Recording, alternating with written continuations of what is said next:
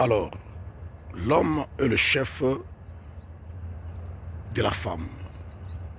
Qu'est-ce que ça veut dire sur la pensée de Dieu? Je veux m'illustrer par une comparaison méthodique. N'est-ce pas? Le dirigeant politique dans chaque pays, ce sont les chefs que le peuple élise pour le diriger. On les appelle nos chefs. Et nos chefs jurent selon l'analogie de la constitution du pays ou d'un pays ou de son pays, de diriger les peuples suivant le respect de la constitution nationale. Donc de même, lorsqu'une femme accepte un homme puisse la doter, la femme l'accepte comme son chef. Et ce dernier doit dominer cette femme-là par rapport à la parole de Dieu.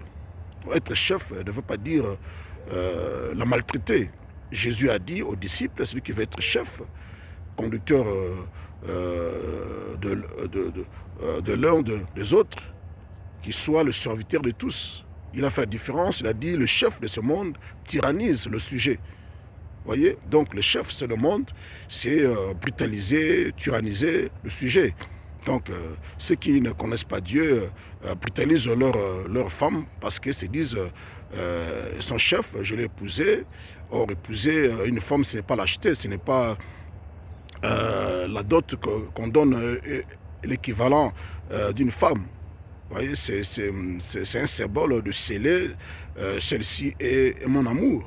Donc l'homme a la charge, la responsabilité d'être chef, de gérer sa femme selon la constitution qui est la Bible. Là, c'est le couple chrétien. C'est le sens d'être chef.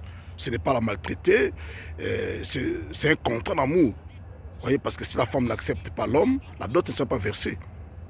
Vous voyez, donc c'est un contrat d'amour.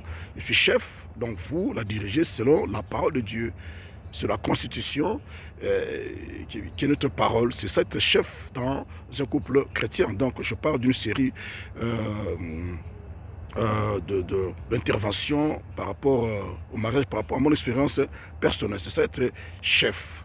Vous voyez, donner de bonnes directions à la femme, lui montrer de bons chemins, de bonnes routes par rapport à la parole de Dieu.